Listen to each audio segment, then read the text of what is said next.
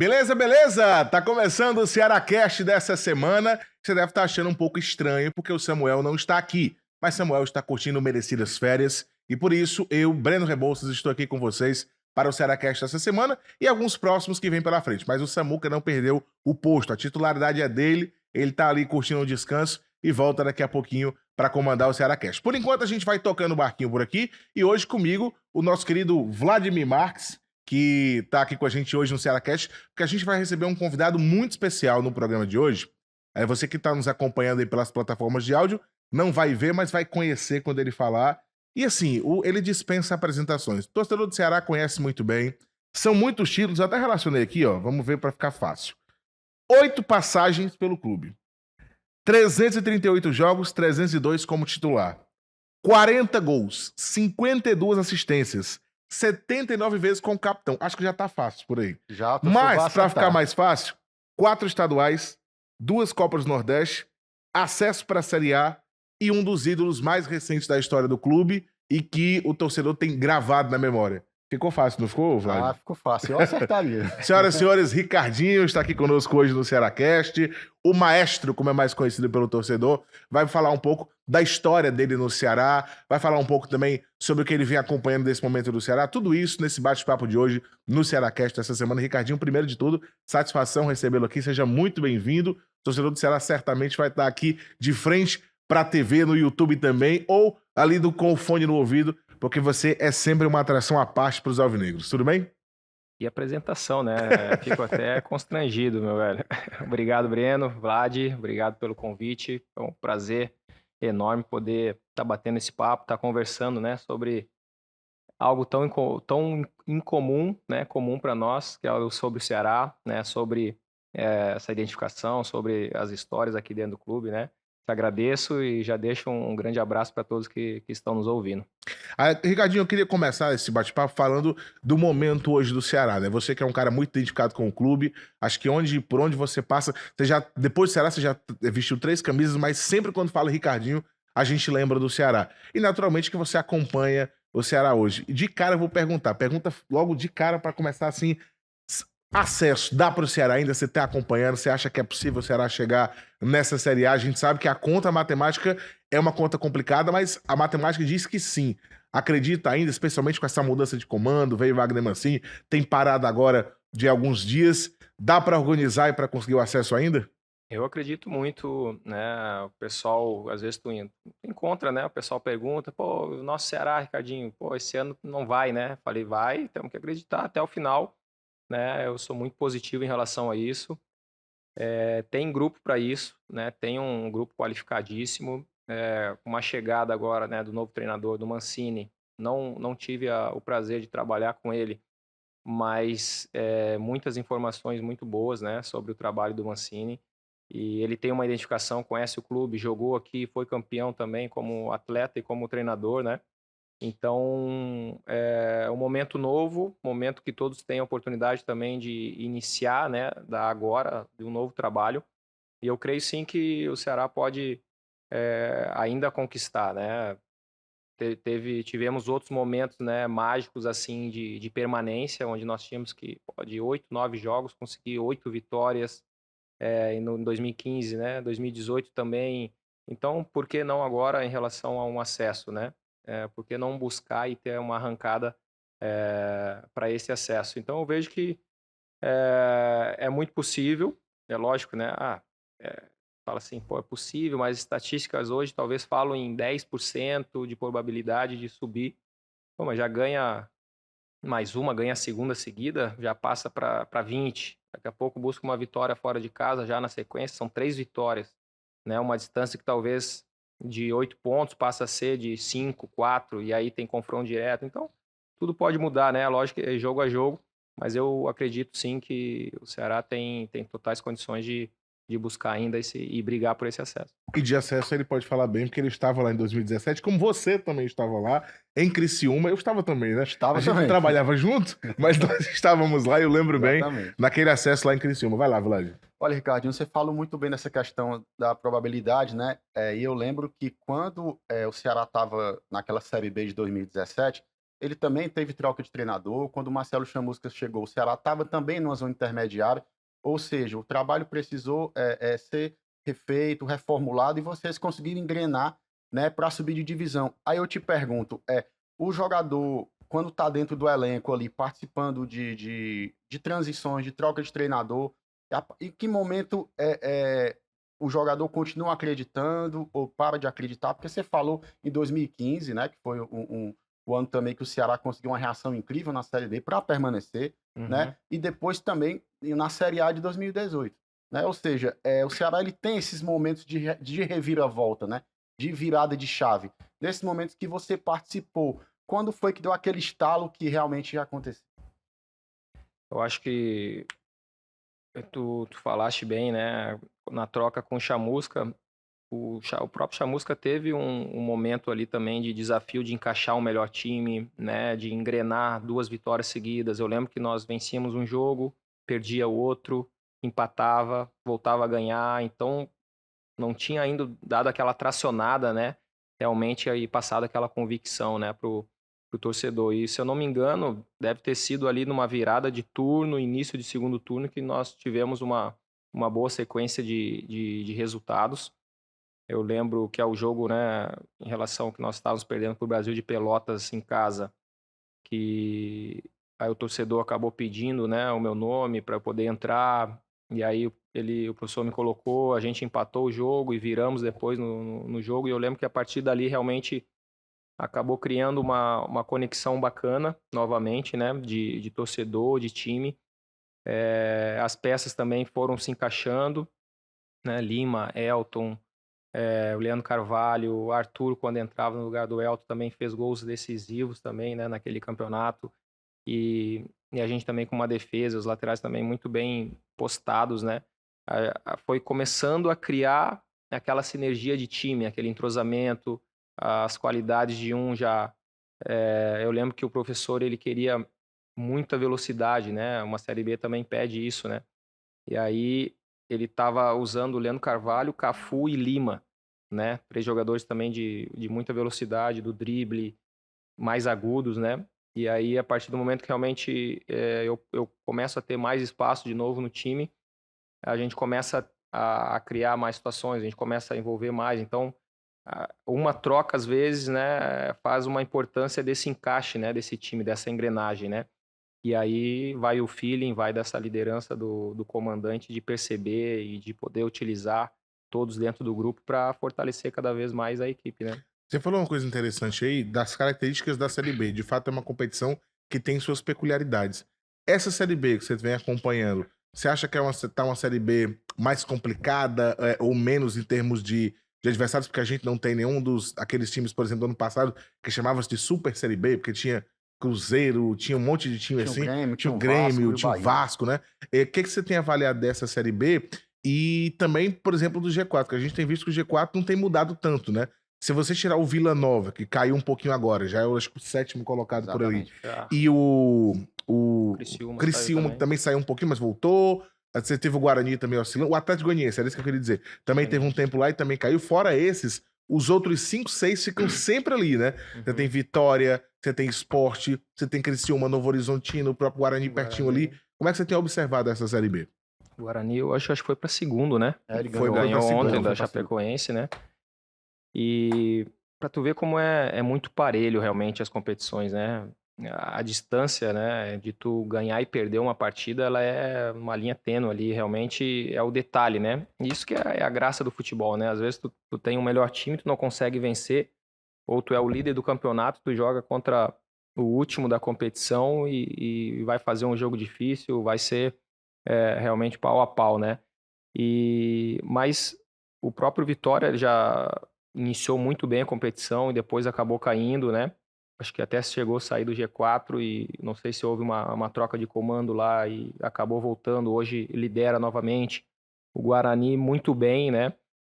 Com um grupo muito enxuto também. Eu acho que isso é uma das coisas também que o treinador também consegue gerir melhor o grupo, consegue ter uma rotação maior, consegue colocar todo mundo se sentindo importante dentro desse processo, né? E com isso consegue motivar todos a se manter no alto nível ali de exigência, né? E Criciúma acabou saindo, né? Perdeu pro Ceará nessa última rodada. Sport também eu vejo muito forte dentro da competição, com o Anderson, que é um treinador que eu admiro muito, né? Trabalhamos já 3 vezes, 2 aqui no Ceará, uma no Botafogo, né? Fomos campeões brasileiros lá em 2021 com o Botafogo. Então ele conhece muito bem a divisão. Então realmente é melhor tu estar próximo do G4, né? Tu tá ali no G4, tá próximo, sai um pouquinho, dá uma oscilada, que é normal dentro da competição, né? Mas nós estamos entrando também num momento agora de decisivo, né? Que é aquele sprint final dentro da competição. E nada melhor do que realmente tu chegar e permanecer, né? Em 2015, depois da quinta rodada que nós ficamos numa zona de rebaixamento, nós fomos sair somente na última rodada, né? Ano passado, realmente, mesmo na Série C, eu estava no Paysandu, o Vitória brigou para não cair, aquela loucura, e entrou na última rodada como oitavo colocado e acabou subindo e hoje lidera a Série D, né? Então, é lógico que é o que define lá na última rodada, tu chegar dentro do G4, tu chegar com possibilidades. É claro que para um ambiente saudável é melhor que tu possa fazer um campeonato mais parelho, um campeonato mais efetivo, mas nem sempre é assim, né? Agora, realmente, o negócio é chegar e permanecer e conseguir o acesso, né? Mas são clubes que o próprio Vila caiu muito, né? Houve uma troca de treinador, caiu muito. O Atlético Goianiense novamente conseguindo algumas vitórias, crescendo na tabela. Eu acho que vai ser um final de competição aí muito equilibrado e realmente quem aproveitar o melhor momento vai conseguir cravar esse acesso, né? Ricardinho, em 17, a torcida do Ceará, a partir do momento que você falou que o time engrenou, né, com o Chamusca, abraçou o time e lotou o Castelão em praticamente todos os jogos e, com certeza, a torcida do Vozão é um diferencial, né? Esse ano pode acontecer também porque o Ceará passou por muita oscilação, troca de treinador, a torcida ela não acreditava tanto, mas continuava lá, dava 20 mil, 25 mil. Pode ser um diferencial mesmo se o time engrenar e a torcida for junto? Pô, hoje, né, o Ceará joga contra o Londrina e o PV sempre foi um caldeirão a favor do Ceará, né? Em 2015 nós tivemos uma retomada ali após uma vitória contra o Botafogo, que era o líder e que ninguém imaginava que nós pudéssemos conseguir lá no Rio de Janeiro, e nós vencemos 1-0, o gol do Rafa Costa. Voltamos para o PV, acho que 2 jogos nós tínhamos no PV. Aquela vitória fora já deu um ânimo a mais, uma esperança para o torcedor. O torcedor compareceu, nós vencemos em casa. Aquilo ali já realmente todo mundo já comprou a ideia, já criou uma sinergia, né? E o PV realmente estava bombando, né? Eu lembro aquele jogo, pô, é impressionante essa atmosfera, né? E quando se cria, até no jogo passado eu fui no Castelão contra o Criciúma. Eu falo assim, pô, realmente quando a torcida pega no pé, pressiona, realmente é difícil tu jogar, né? Tu precisa ter uma maturidade gigante, tu precisa ter uma força emocional ali realmente para tu poder superar isso. Mas quando a torcida vem junto, quando se cria essa sinergia de torcida, time, velho, é algo que não soma as forças, ela se multiplica, né? O atleta dentro de campo tira força, não sabe da onde. Ele confia muito mais em poder arriscar, porque sabe que não vai vir uma vaia, que vai vir aplauso. E isso faz toda a diferença, né? Para o atleta que está dentro de campo. Então, se vencer hoje, pô, realmente vai cada vez mais vai fluir, vai inflamar, na verdade, a torcida com a equipe e tende aí a conseguir algo muito bom, né? Ricardinho, dentro dessa situação da proximidade com o torcedor, você é considerado um ídolo, né? O torcedor. Você até brincava aqui antes da gente começar, você falou assim: eu tô querendo ir no estádio, será que se eu for na arquibancada ali e colocar um boné, alguma coisa, será que não me conhece? Você até brincou isso, porque onde você vai, você tem esse carinho do torcedor. Como é pra você ter esse status? Você lida, como que você lida com isso? Porque, de fato, se a gente pensar na história recente aqui, pegar os últimos de 2010 pra cá, por exemplo, o teu nome é um dos poucos que se destaca assim como ídolo mesmo da equipe do Ceará. Como é que você lidar com esse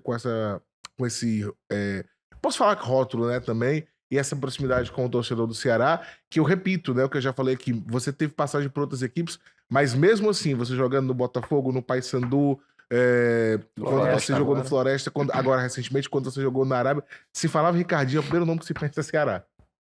Não, realmente, e o que é mais bacana, assim, é que o torcedor, ele continuou torcendo, né? Eu costumo falar que é pro Ricardinho Futebol Clube, né? Tipo, sai, pô, agora eu vou torcer pro Botafogo, agora eu vou torcer pro Papão, agora eu sou Floresta. Quando fui pra Arábia, né, o torcedor começa a acompanhar.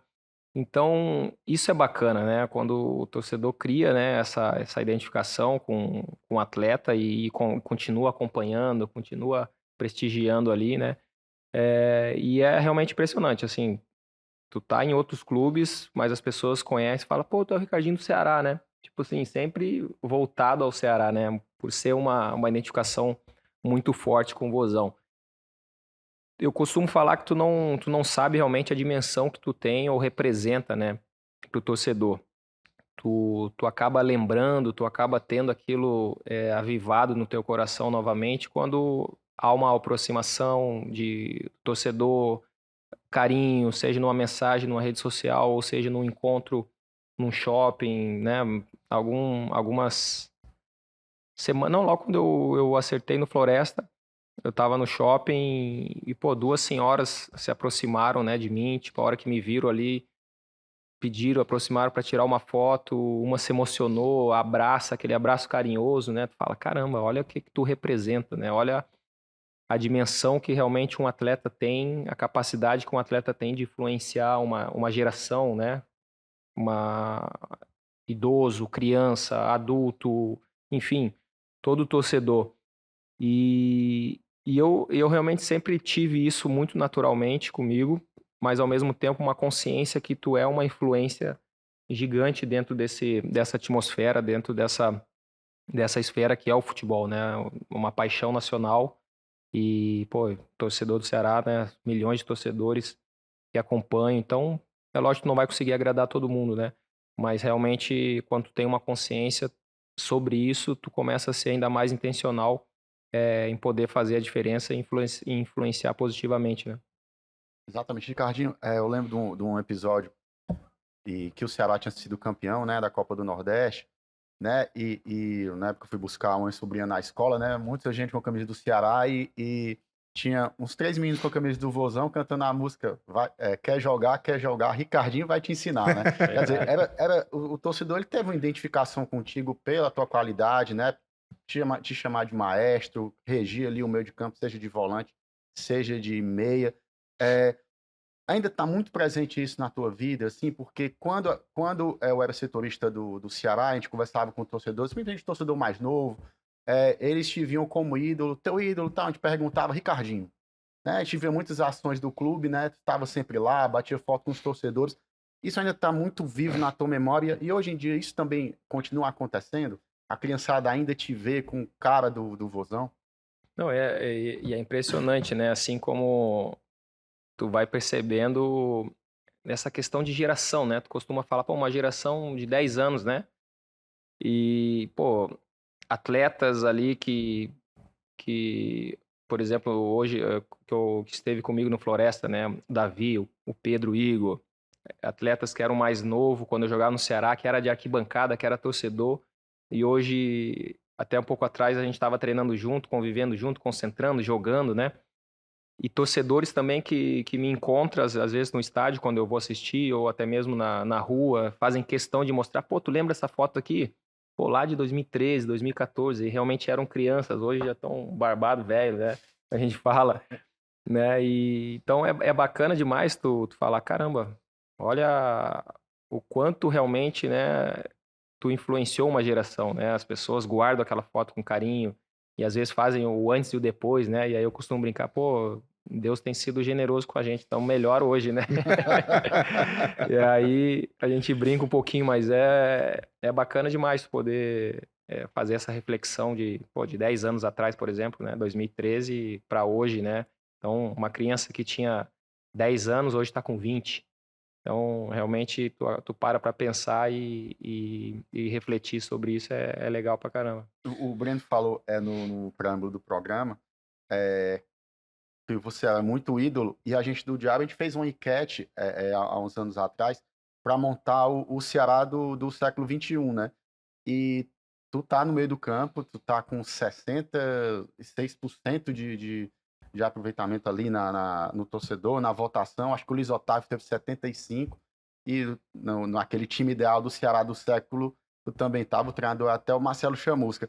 A gente estava depois dando uma olhada ali na votação da enquete, isso era incrível como tu é praticamente unanimidade ali, né, entre o torcedor do Ceará, tanto na votação, tanto pelo que tu fez, né? E eu lembro muito, Ricardinho, assim, nas coberturas do Ceará, é que o torcedor ele te via também como um grande líder dentro do campo. É claro, as tuas características ali de jogador do maestro dentro do campo, de lançamento, gol de falta, de tudo, é muito importante, mas muitos te viam na figura de um líder mesmo ali do grupo. Isso surgiu naturalmente pelo teu período no Ceará, ou era uma coisa que tu já carregava pela identificação, isso acabou sendo muito natural? Isso aconteceu, assim, algo mais forte foi em 2015, né? Após uma conquista ali da Copa Nordeste, né? E aí houve a saída do Magno, né? Foi pro Fluminense, Samuel Xavier saiu, Marinho saiu, Assisinho machucou, William Correia saiu, Sandro Manuel saiu. Do meio para frente acabou ficando só eu. E o atleta com maior identificação também, né? E aí realmente o clube esperava que eu pudesse realmente me colocar à disposição e disponível para assumir essa liderança, né? Porque a liderança não quer dizer somente uma faixa de capitão, uma função, né? Tu tá num local ali que realmente tu se acha acima das outras pessoas. Pelo contrário, uma liderança tem muito mais a ver em servir, em tu se colocar disponível para as pessoas, para poder influenciar positivamente, né? Ajudar, compartilhar do teu conhecimento. Mas o clube realmente esperou de mim que eu pudesse assumir essa responsabilidade, né? E aí realmente tu começa, eu costumo falar, né? Que tu sai da arquibancada da vida, de só observar e de criticar, né? Quem tá à frente, e realmente tu se coloca como essa liderança, né? E aí tu começa a buscar muito mais sobre o que é ser um líder, como fazer, como agir, né? Mas isso estava muito realmente assim nessa expectativa que o clube criou e eu me coloquei à disposição, né? E a partir dali realmente tu começa a ser muito mais intencional, né? E aí tem a questão, pô, ali ia pro terceiro ano dentro do clube, né? Tu acaba sendo realmente um protetor, um guardião da cultura do clube. Os atletas acabam te vendo realmente como essa figura, essa pessoa de liderança, de confiança, de poder conversar e cada vez mais quando tu vai ficando experiente, os mais novos acabam vendo realmente isso em ti, ou pela maneira como eu me coloco à disposição dos meus colegas para poder ser intencional nisso e poder ajudar, né? Então eu vejo muito isso, né, sobre a liderança, né? Tu ter um coração de estar sempre aprendendo e estar compartilhando, tu tá se colocando à disposição para estar servindo os teus companheiros, o teu time, e tu tá levantando outros líderes, né? Sucesso, né? Sucessão. Então, algumas características que eu vejo hoje vivenciando essa liderança a partir de 2015, quando realmente houve essa maior expectativa do clube em relação ao Ricardinho, né? Eu vou pegar o rebote aí do Vladimir, porque eu tava pesquisando hoje, antes da gente vir aqui gravar contigo, conversar, e eu vi que é curioso, né? Hoje o grande líder que se considera no Ceará é o Luiz Otávio. E em 2017, quando ele chega, ele cita que você o acolhe muito bem. Então acho que o período que vocês jogaram juntos ali e depois você sai, foi como se você tivesse passado para ele essa questão do comando, da liderança que hoje ele tem, né? E ele citou isso no dia que você saiu do Ceará, lá em 2020. Ele falou, olha, ele recebi muito bem, aprendi muito com ele e tudo mais. Mas o que eu queria falar não era nem isso, eu queria só citar para ilustrar o que você tá falando. E se você quiser comentar, você comenta. Mas o que eu queria te perguntar era o seguinte, ele falou aqui que você foi escolhido como o meia desse time que o Diário pesquisou aqui como o time foi do século? Do século, né? Mas eu tava vendo que quando você chega em 2013, você atua ali como camisa 10. E depois, no ano seguinte, você passa a jogar um pouco mais atrás como camisa 8, né? Como volante. Como foi essa transição? O Ricardinho sempre preferiu jogar onde? Você se considera mais um volante ou mais um meia? Ou isso se mistura? O que você pode falar pra gente dessa mudança que você teve? Você chega como um 10, depois passa a assumir ali uma função mais de volante um pouco mais atrás. E foi, eu acho que acho que você atuou mais assim no Ceará, né? Antigamente, né, o 8 era aquele terceiro homem e ainda tinha mais um meia à frente, que seria o 10, né? E eu me via muito nessa função na base, no Irati, eu acabava fazendo muito isso, né? De ajudar tanto na marcação, ocupando um lado mais era pelo lado direito, ao mesmo tempo chegando à frente e municiando também esse camisa 10, os atacantes de velocidade, né? Quando chega quando o Ricardinho, que é o meu xará, me traz, né, junto pro Ceará em 2013, ele me via realmente como um atleta muito parecido com as características dele, de poder organizar, de fazer o time andar, aquele atleta do meio de campo ali, mais ofensivo. Na troca com o Leandro Campos jogava numa maneira de uma marcação mais individual, né, onde ele trazia o primeiro volante na época, que era o Diogo Orlando, o João Marcos, como um terceiro zagueiro para marcar um segundo atacante do time adversário, e eu como meia voltava para ser um volante para marcar o segundo volante do time adversário. Então, e eu já tinha jogado de volante na Ponte Preta com o Gilson Kleina na Série A do Brasileiro, né? Mas realmente daí em 2013, na chegada do Sérgio Soares, né? Realmente ele me traz ali do lado do João Marcos, junto com o Rogerinho, junto com o Lulinha, junto com o Mota, Magno Alves. Porque ele falava, acho que até o Evandro foi cobrar ele, né, que era o atual presidente na época, pô, o que tu tá fazendo? Tá maluco colocar o Ricardinho como volante? Só o João Marcos, não sei o quê, blá, blá, blá. E aí, até porque também, eu acho que estava muito recente também, né, uma cultura dentro do Ceará do tripé, do trio de ferro, né, dos volantes. E aí o Sérgio fala para ele, presidente, se fosse para fazer a mesma coisa que os outros estavam fazendo, não era para eu estar aqui então, não é? Por que tu me trouxe? E aí ele fala, não, espera, confia.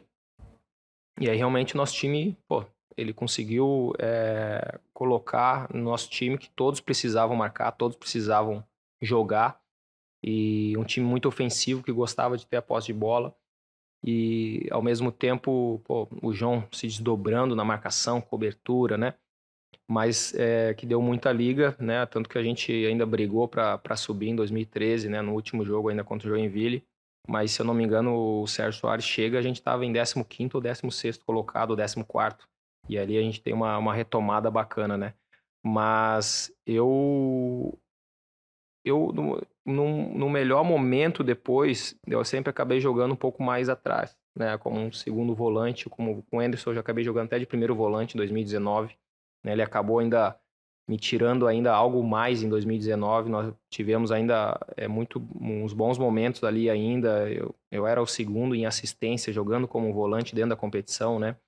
Depois acabou que as coisas não começaram a acontecer, e aí houve trocas, e aí acabei jogando um pouco mais à frente, né? Mas eu me vejo muito mais jogando como um segundo homem de meio de campo ali.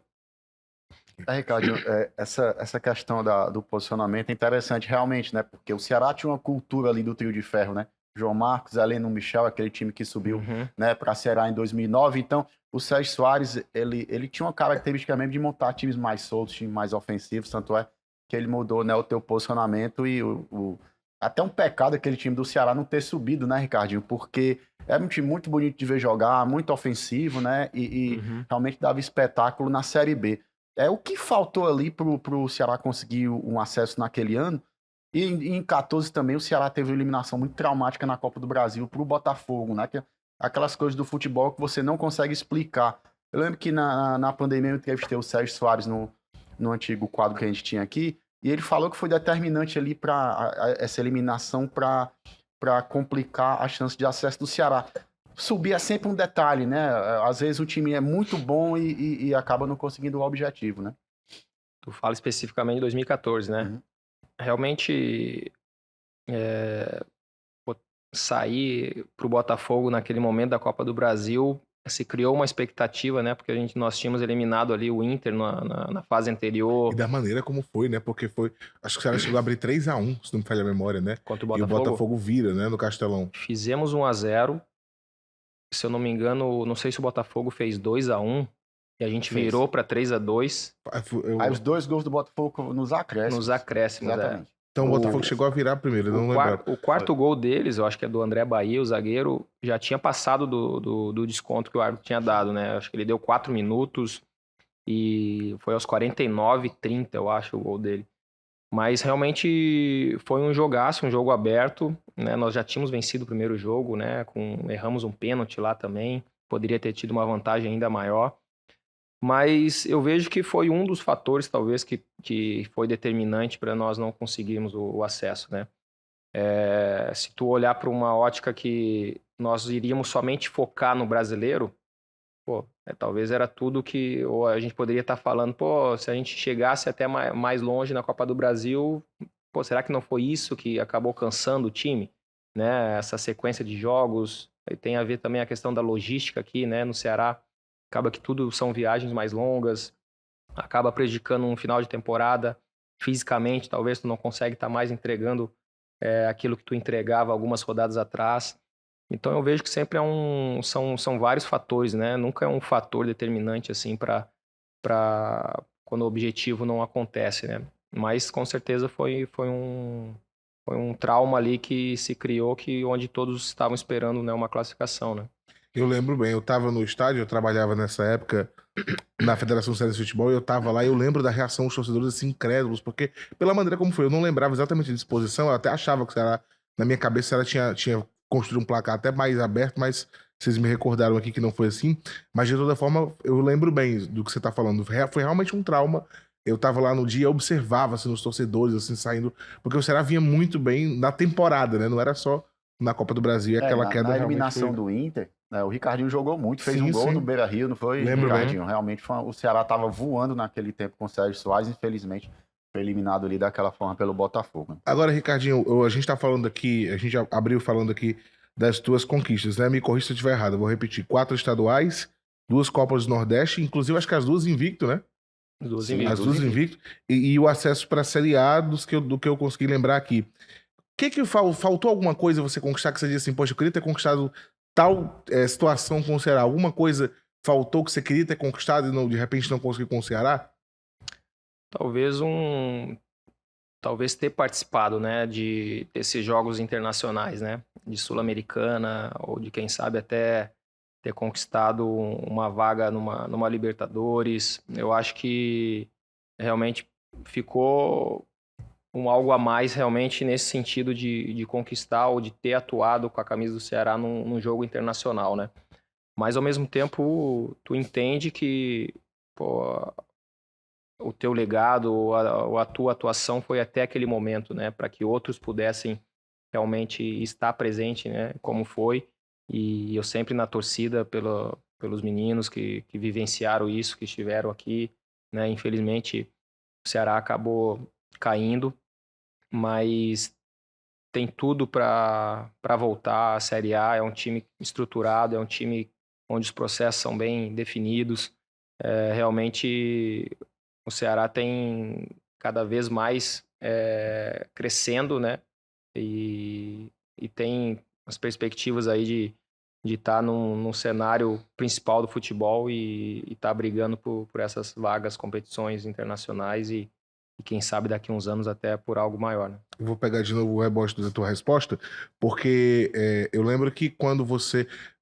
Hoje você ainda está no mercado, ou o teu contato com o Floresta terminou, né? Terminou. Mas você está no mercado e você falou aí de coisas que você ainda conseguiria, que você ainda quer conquistar, e o Ceará, se voltar à Série A, tem a possibilidade de conquistar de novo vaga para Sul-Americana, para Copa, para Libertadores, enfim. E aí eu lembro que quando você saiu em 2020, você 21. falou que achava... 21, perdão. Você falou que achava que se via ainda no Ceará. E aí eu pergunto, o Ricardinho estando hoje no mercado, ainda é possível realizar esse sonho? Você ainda tem o sonho de voltar para o Ceará e de repente conseguir disputar essas partidas que você ainda não conseguiu disputar? Aí seria um presente gigantesco, né, de Deus poder vivenciar isso novamente, né? Eu já externei isso em outros podcasts e outras entrevistas, né? O pessoal sabe do meu sonho, do desejo do meu coração de quem sabe voltar a vestir a camisa do Ceará novamente e ter pelo menos um jogo de despedida, né, para realmente ter um marco ali de uma transição de carreira. E eu me vejo ainda atuando o ano que vem, né? Quero completar 20 anos como profissional de futebol. Isso acontece em março do ano que vem. Para mim seria realmente uma data e um tempo assim marcante para mim, para minha carreira. Mas também, se não acontecer, eu respeito com todo carinho, não vai mudar nada o meu sentimento pelo clube, pelas pessoas que lá estão, que gerem o clube. Mas eu também não posso deixar de externar o meu desejo, né? E isso também eu sempre falei com muito respeito, não é pressionar nada por talvez o que possa pesar alguma coisa em relação ao Ricardinho Ceará, mas é com muito respeito realmente que eu coloco esse desejo, né? Você já chegou a conversar com alguém da diretoria sobre essa situação, pelo menos do jogo de despedida? Já teve algum tipo de contato, de conversa sobre isso mesmo, para que eles pudessem abrir esse caminho? Ou você só externou, assim, publicamente, ou já teve esse contato com o próprio clube? Não, o pessoal, eu tive uma conversando assim, o pessoal sabe, né? O João Paulo, a gente tem uma amizade também. Ele sabe do desejo, né? Ele não me garantiu nada, mas vamos deixar acontecer. Se for para acontecer, vai acontecer. Se não, fico em paz também em relação a isso, né? Mas o pessoal sabe desse desejo, dessa vontade de poder. Como eu saí em 2021, né? Pandemia, né? Castelão, estádios vazios, né? Então realmente pudesse ter um jogo de despedida com atletas que fizeram parte da minha história dentro do clube, seria bacana pra caramba esse momento, né? Vamos organizar esse jogo, né, Vlad? Ah, com certeza. Ricardinho, antes de tu chegar, a gente tava vendo teus gols ali, né? Os 40 gols marcados pelo Vozão. A gente tava tendo um debate. Qual foi o gol mais importante do Ricardinho pelo Vozão? A gente tava até debatendo ali se foi aquele gol contra o Vitória na Copa do Nordeste, no Barradão, que empatou aquele jogo dificílimo para levar o Vozão pra final. Ou o gol contra o Bahia, né? Na Fonte Nova também no primeiro jogo. Vários gols que você marcou. Você tem um gol mais importante pelo Vozão que você guarda assim com muito carinho? Em termos de importância, realmente são esses dois, assim, né? Contra o Vitória, que eu não era o batedor oficial de pênalti na época, né? Era o Magno, e só que ele teve alguns erros naquele ano de pênalti e o Silas falou: Ricardo, se tiver pênalti, você que vai bater. Falei, caramba, né? E aí eu lembro que na época que aconteceu o pênalti, eu olhei assim pro William Batoré e pro Silas e falou: eu sei que vai bater. Falei, bora. Então eu tinha treinado, falei, convicção, vou bater da maneira como eu treinei. E o que me vinha realmente na cabeça era poder fazer a diferença e ajudar todos aqueles funcionários, toda a torcida que esperava, né, estar presente numa final novamente de Copa Nordeste e realmente conquistar, né, concretizar. E ali nos deu a permissão de jogar mais uma vez a final contra o Bahia. E aí sim, o gol contra o Bahia, dando uma vitória no primeiro jogo, fora de casa, né, nos dando essa vantagem para vir para o Castelão, um torcedor ainda mais confiante, né, e realmente, pô, esse ano realmente tá palpável, tá muito perto, né? Porque nos outros anos, 2013, nós saímos numa semifinal contra o Asa, onde nós perdemos em casa, né? 2014 também perdemos o primeiro jogo contra o Sport, fazendo um baita de um jogo contra eles, mas não conseguimos reverter em casa. E aí 2015 sim, uma vantagem já, vencendo fora e vindo para o Castelão com 66 mil torcedores na arquibancada, uma atmosfera realmente só quem teve lá para poder realmente falar o que era, né? E aí sim concretizar. Então eu vejo que realmente o gol mais importante da minha carreira no Ceará e na minha carreira em si foi aquele gol do Bahia, realmente. Jogador do Samuel, né? Que o Samuel Xavier Cruz assim, né? E pega de primeira e engana lá o Jean. Não, o nosso time era uma qualidade enorme, assim, né? O William Correia, Sandro Manuel, Marinho, Samuel, Fernandinho, o Assisinho, o Wesley quando entrava, a nossa zaga muito forte. Então nesse gol eu lembro que o Magno ele vem lá atrás armar o jogo, participar da partida. E aí acho que ele faz uma virada pro Samuel, o Samuel dá no Marinho e passa e recebe no espaço. E eu já tô mais à frente do Magno, porque daí o Magno veio na minha, eu acabei indo na dele, e eu que tô dentro da área, né? E aí eu ameaço ir para fazer o movimento e vou no contrapé do zagueiro, o Samuel consegue enxergar, né? E eu consigo finalizar no gol. Na hora que eu finalizo, eu vi que não tinha sido bem o que eu queria, assim. Mas aí a hora que eu olho, a torcida, os meninos comemorando, eu falei, foi gol. Mas aí realmente uma emoção gigantesca, né? E que nos deu uma vantagem importante pro jogo da volta, né? E, Ricardinho, pra quem acha que bater pênalti é mole, a pressão daquele Ah, pênalti contra o Vitória lá, rapaz, imagina aí. Esse- Conta aí o que é fácil pra passou quem na não tua tá cobrando, cabeça né? ali, hein? Não, é realmente, assim, foi o que eu falei, o que me vinha na mente, né, era a maneira como eu tinha treinado, convicção, né? Eu não posso mudar, porque se tu erra em cima daquilo que tu treinou, que tu aprimorou durante a semana, né? Então, e ao mesmo tempo muito forte a responsabilidade que era, né?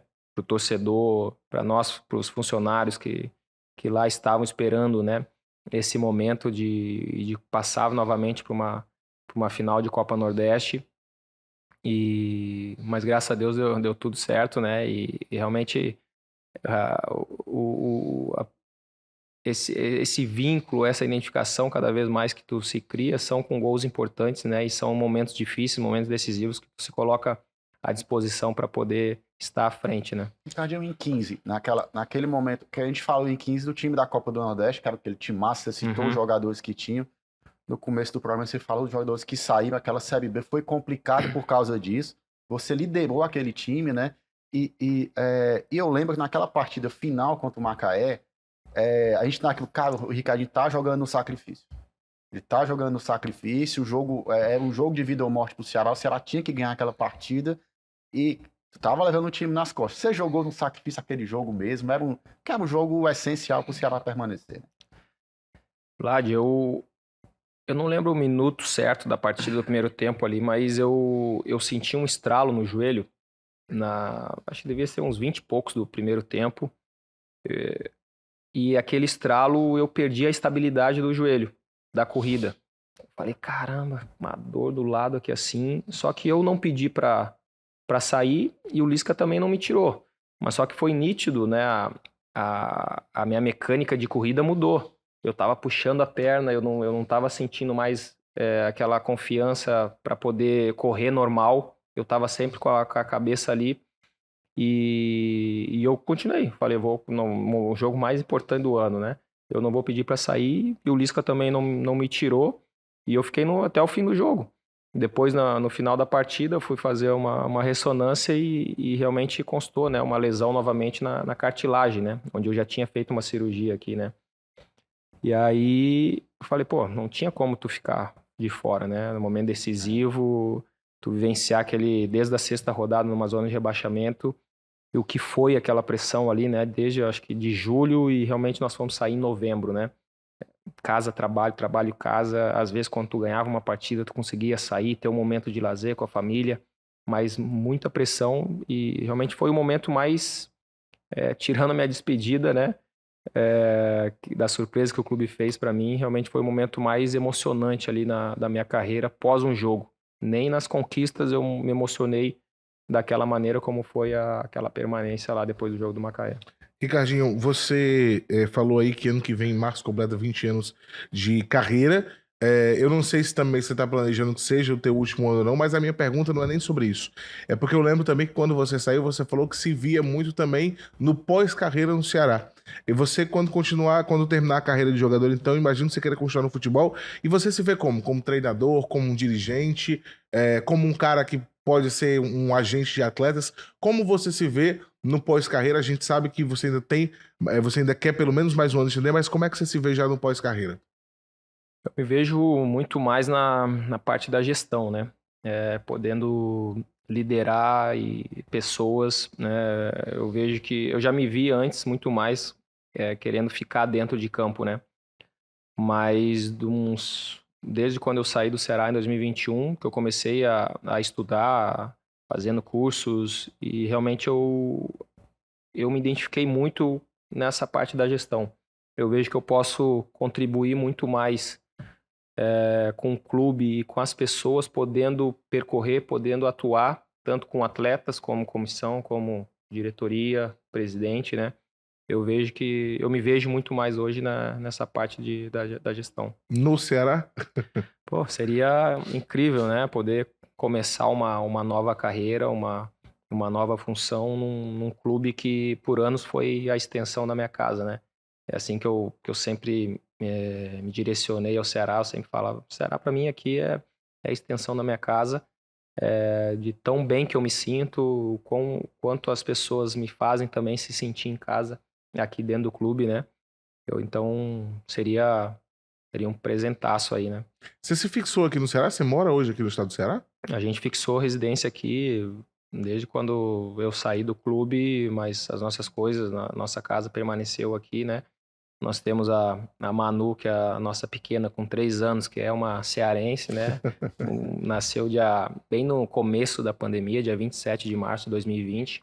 Então, além da identificação, além do ser um apaixonado pela cidade, pelo estado, nós também temos a nossa filha que é daqui, né?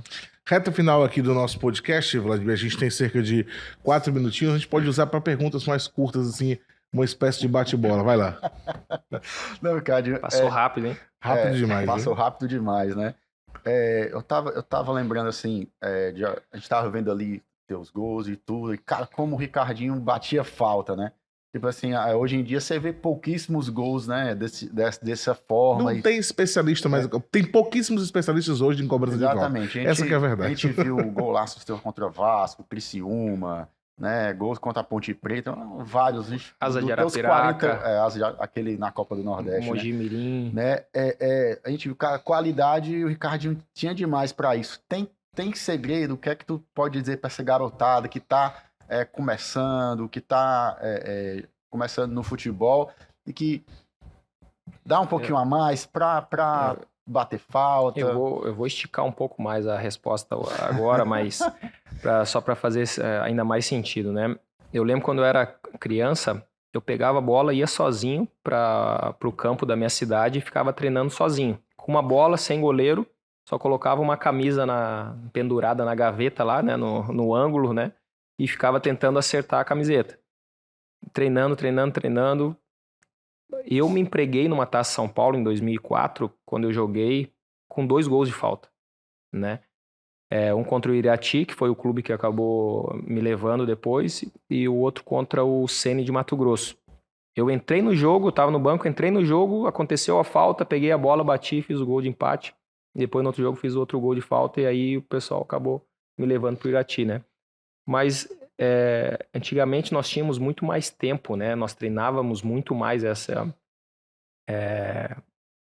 a falta, né?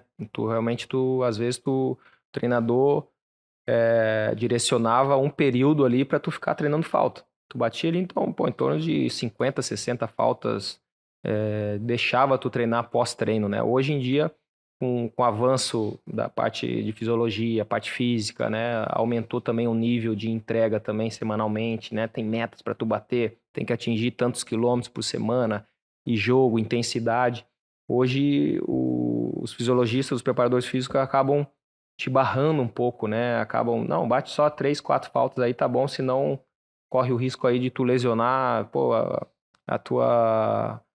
o teu CK já deu alto, não sei o quê. Então, acaba tendo essa preocupação, né? E realmente eu vejo que é o treinamento. Tu só vai aperfeiçoar a tua batida treinando, para tu buscar realmente estar apto para quando acontecer no jogo, tu ter a possibilidade de poder fazer o gol, né?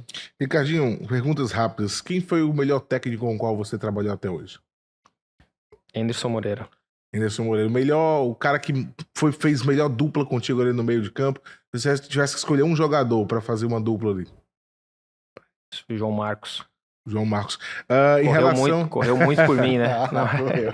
Das temporadas que você esteve no Ceará, qual que você elege que foi a melhor? Em termos de performance, foi 2015, né? Em termos de números do Ricardinho, foram 17 gols na temporada, mais de 20 assistências, ou perto disso naquele ano. E tanto que veio uma proposta, né, para a Arábia Saudita depois. Mas em termos de números de performance do Ricardo, foi 2015. E para finalizar, qual foi o momento mais especial de você vestir na camisa do Ceará? Um momento, pode ser título, pode ser uma partida em específico, pode ser alguma coisa que um torcedor fez pra você. O momento que você elege como o momento mais marcante vestindo a camisa do Ceará.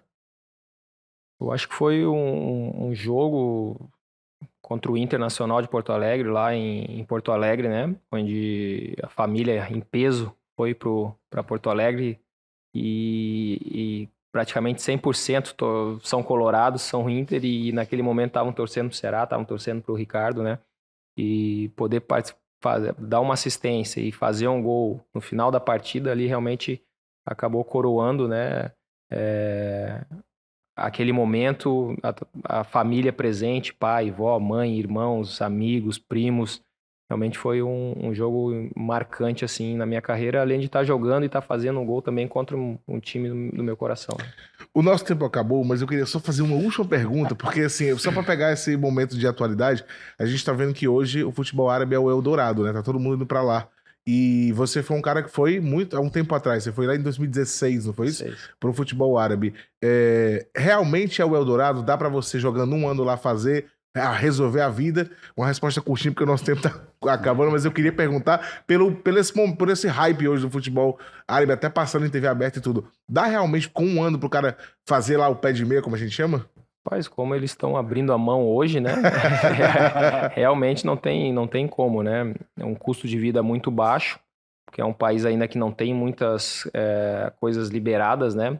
Cada vez mais tá, mas na minha época não tinha cinema, a mulher não podia ir no jogo, não podia sair sozinha de casa, né? Hoje já tá liberado, né?